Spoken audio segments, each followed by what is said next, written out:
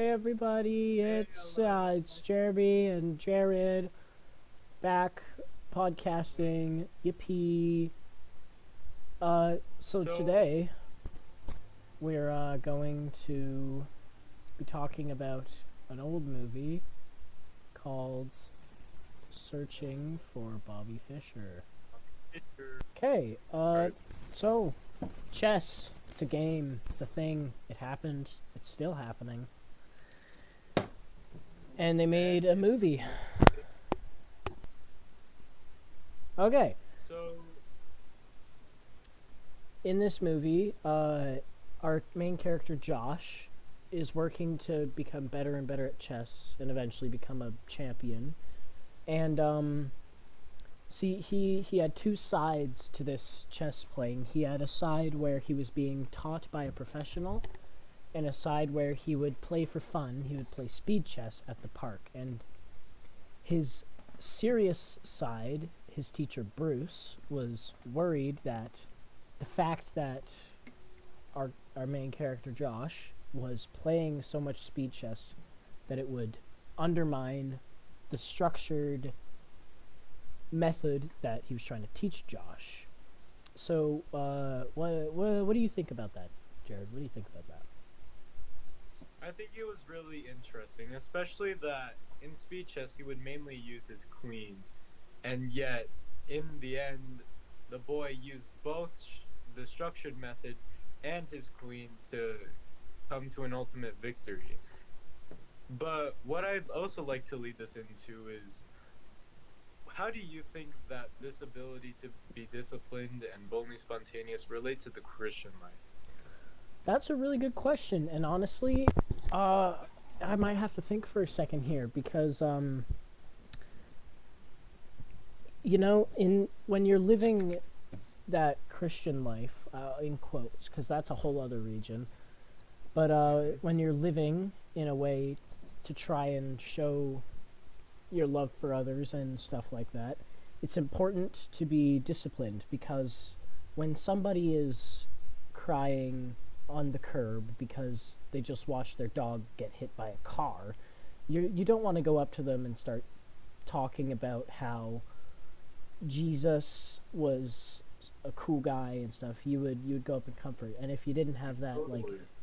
self discipline to control when and where you preach that kind of stuff, people would probably really dislike you, which is why a lot of people don't like the Christian religion because people don't respect that boundary and discipline required. And Yeah. the what is it? The bold spontaneousness that's important too because if you just stick to the same formula, like if you just walked around every day and did the exact same thing, your life would be pretty boring. Hmm. School. Totally. um, but if you went up to the same five people every day and was like, Jesus loves you, every day for like 4 years, yes, that's a good message. It's a good thing to say. But if you only say that, you never say anything else, then you're never going to get anywhere with them. But if you were to be a little more spontaneous and a little bold, you could go up to them and say, hey, have you ever heard of this or that? And you could bring up a verse and you could start going into like a conversation. Yeah, I totally agree with that. I'm going to do a puzzle while we do this. Ooh. But, yeah, what do you think? What do you think? I totally agree with all of the points that you just Ow. gave out. And it's especially important when you really are passionate about this one religion and you want to share it with everyone, but you have to watch out and you have to be disciplined in how you go about it and your your approach. Your approach. Approach! There it is. There we go.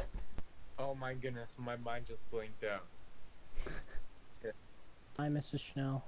Hi, anyone I who's listening. speaking of approach, Morgan's dad. Oh, and by the way, Morgan is Josh's friend.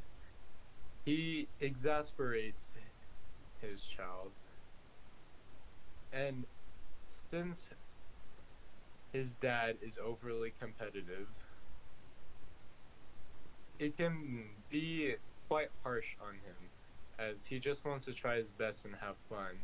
But when his parent is all about winning and winning and winning, it plays not a very healthy role in their mental health. And so, for a healthier approach for parents to take, personally, I think that they should like keep some things to themselves. And while that may seem a bit mean, oh my goodness, I'm stretching it so far.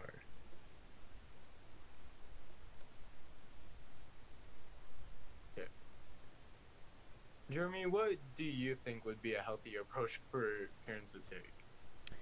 I think if a parent were to have a child who's skilled in anything really, it it's a really awful thing to force your child into doing something like that. So you want to make sure they're having fun and they're actually enjoying themselves while they do it. And I I think really, yeah, keeping the competitive aspect of it to oneself would also be a really helpful factor, because if the parent is actively like all over their child, talking about how they're going to win or how they need to win, it just puts that unhealthy expectation and high standards for the child, especially if they, since they're only a little kid. So a good approach would just to be supportive, but don't be so incredibly controlling of the situation that it takes all the fun out. That's really true.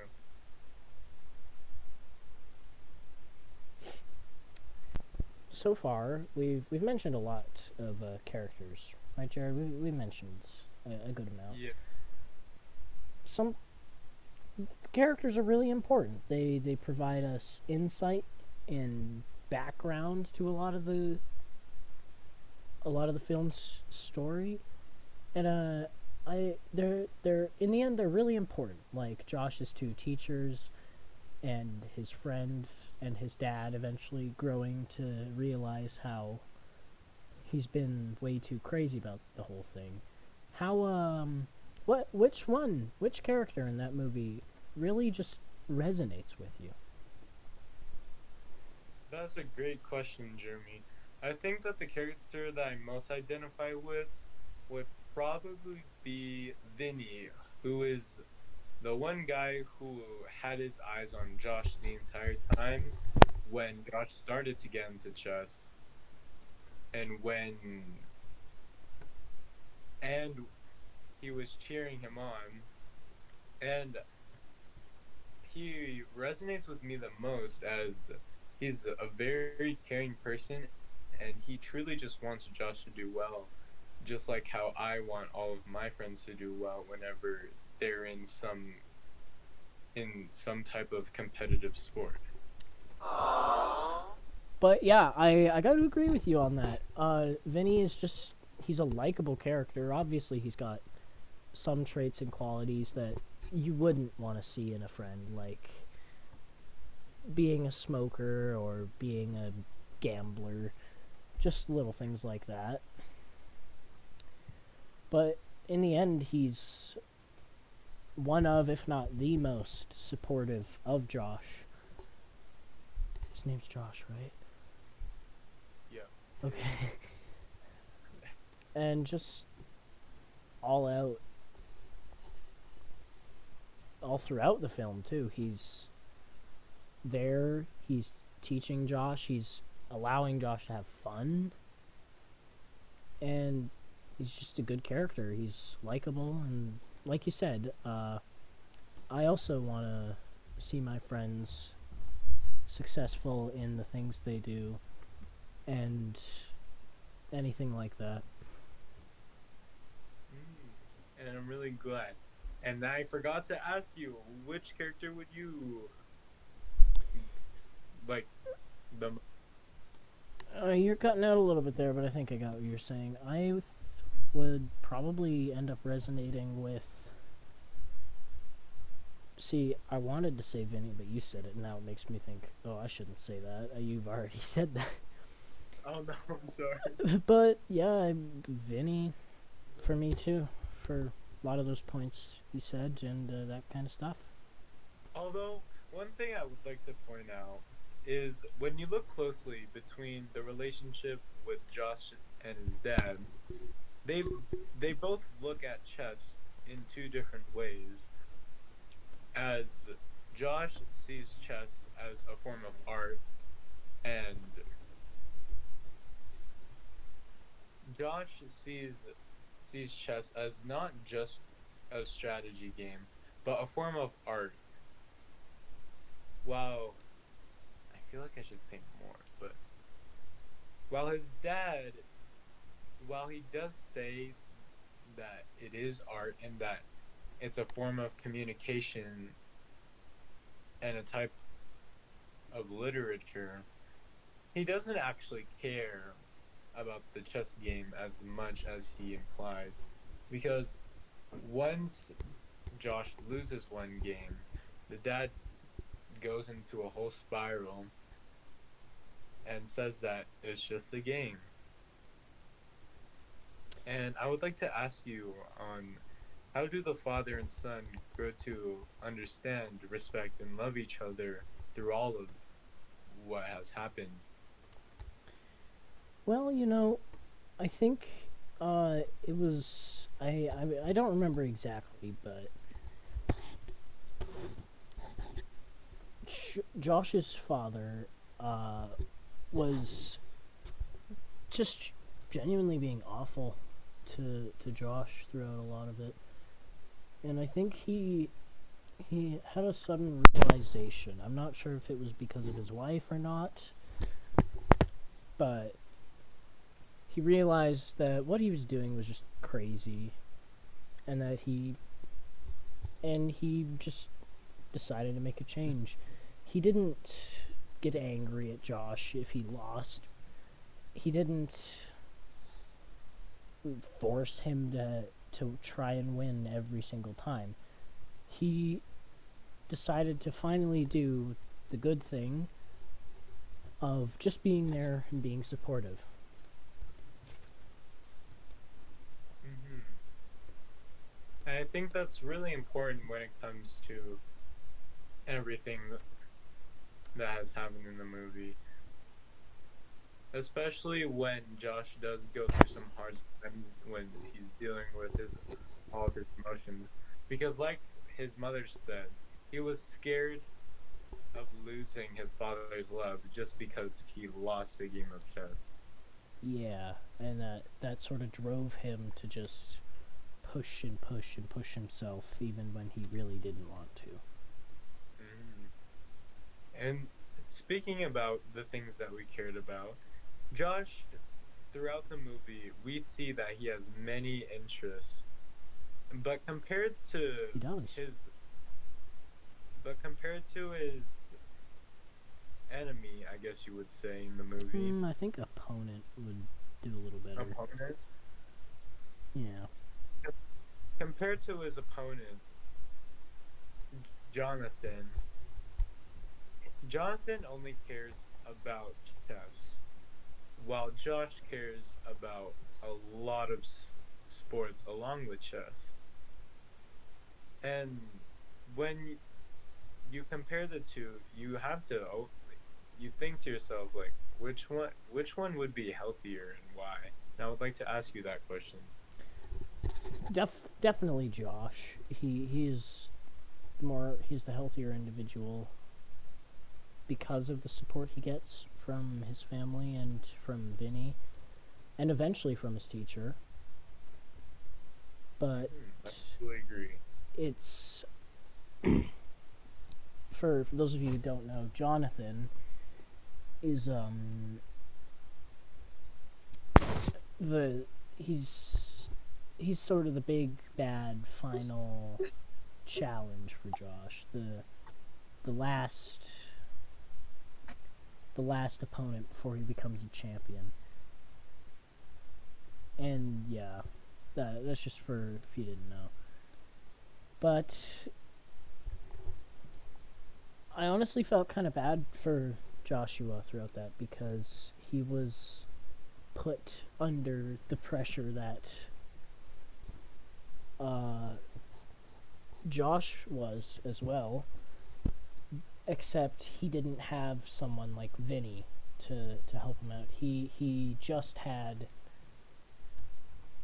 his own teacher who didn't care about fun or anything. He was, in fact, he does yell at Jonathan at the end of the movie from behind a screen to sort of show how awful he is. And he just kind of forced Jonathan into that position without having the change of heart like Josh's father and his own teacher. Right. I do see that a lot in the movie. Yeah. And it's that value that all the characters really hold in the game. And it just drove some characters to a point where they just became awful, and it drove others to points where they realized that and decided to change. Much like in today's society, today's culture,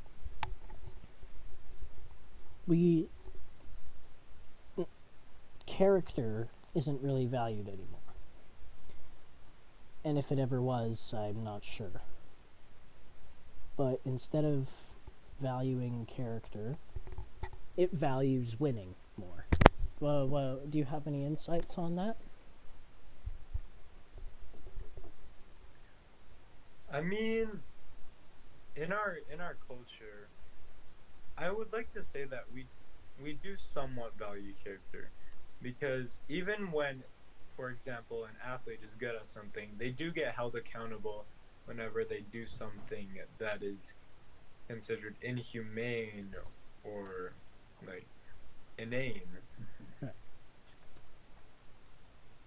And I have seen like on the news that 18 former NBA players were basically getting millions out of defrauding their league's healthcare plan, which really shows that even if you do have talent and even if you can like be better than most people in the world, you still have to have at least a little bit of humanity in order to get that full support.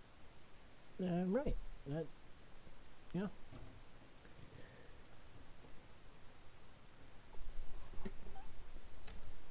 Well, that concludes our little discussion. I hope you enjoyed it, and catch you later. See ya. See you guys next time.